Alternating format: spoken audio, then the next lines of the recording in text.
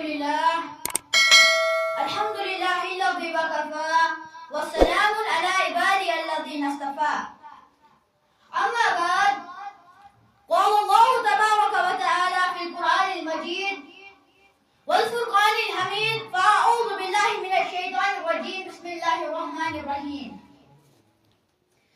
لو أنزلنا هذا القرآن على جبل لرأيته خاشعا متصدعا من خشية الله وقال رسول الله صلى الله عليه وسلم خيركم من تعلم القرآن وعلمه أو كما قال عليه الصلاة والسلام قرآن کریم خالق عرش و کرسی اور مالک ارض و سما کا نازل کردہ وہ دستور ہدایت اور لازوال قانون الہی ہے جس نے پوری سستی ہوئی اور دم توڑتی ہوئی انسانیت کو آب حیات پلایا تہذیب و تمدن سے کوسوں دور عربوں کو تہذیب و تمدن سے آراستہ کیا نفرت و عداوت باغ و حسد قتل و غارت گیری اور ابتلاء و شقاء کے دلدل میں پھنسے ہوئے انسانوں کو اخروت و بائی چاہ رہی ہے محبت و مدد عدل و انصاف اتحاد و اتفاق صلح و امن کا درس دیا اور سماج و معاشرے میں جینے کا سلیقہ ادا کیا وہ لوگ جو رسول قرآن سے پہلے آپس میں دست گریبہ تھے آپس میں ضرب و حرب اور خوریزی کا بازار گرم کیے ہوئے تھے ایک دوسرے پر ظلم و زیادتی کو نہ صرف بے روا سمجھتے بلکہ باعث فخر و مباحت بھی جانتے تھے وہ لوگ جو رسول قرآن سے پہلے معبودان باطل کے سامنے اپنی مقدس پیشانی کو جھکاتے اور غیر اللہ کا اسلحہ بدائی دیے پھرتے تھے وہ عرب جو رسول قرآن سے پہلے لڑکیوں کو درگور کر دینا زندہ دفن کر دینا اپنے لیے باعث فخر سمجھتے تھے عورتوں کو سوسائٹی اور معاشرے میں کوئی مقام نہیں دیتے تھے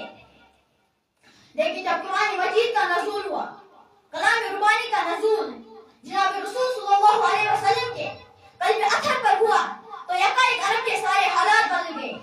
دیکھتے ہی دیکھتے قرآن مجید کی انقلابی تاثیر نے عربوں کے دل کی دنیا بدل ڈالی چنانچہ لوگوں آپس میں دست و گریبہ تھے ضرب و حرب اور خوریزی کا بازار گرم کیے ہوئے تھے وہ آپس میں شیر و شکر اور ایک دوسرے کے محافظ ہو گئے جو عرب ظلم و زیادتی اور سفاکیت و برابریت کو نہ صرف بے سوا سمجھتے بلکہ فخر و مباحت بھی جانتے تھے وہی عرب ظلم و زیادتی اور برابریت کے خلاف شمشیر برہنہ ثابت ہوئے وہ عرب جو عورتوں کی عزت و آبرو پر دست درازی کرتے تھے وہی عرب عزت و آبرو کے رکھوالے اور محافظ و نگراں بن گئے وہ عمر جن کو نزول قرآن سے پہلے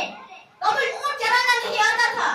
وہی عمر نزول قرآن کے بعد اسلام میں داخل ہونے کے بعد امیر المومنین بنے اور نسب سے زیادہ حکومت قائم کر کے عدل و مساوات کا ایسا چراغ قائم کیا کہ دنیا آج بھی خلافت عمر پر ناز کرتی ہے قرآن مجید کی انقلابی تاثیر نے حضرت طفیل بن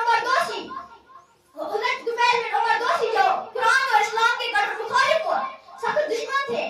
قرآن مجید کی شعر تلاوت روح پر ایمان افزور اور دلکش تلاوت کو سننے سے اہل مکہ کو روکتے قریش کے لوگوں سے کہتے کہ محمد صلی اللہ علیہ وسلم جس کتاب کو پڑھتے ہیں اس کو مت سنو اس کی طرف کان مت لگاؤ وہ تو سحر ہے جو اس کے کلام کو سن کر آقا و جناب کے دین کو چھوڑ دیتے ہیں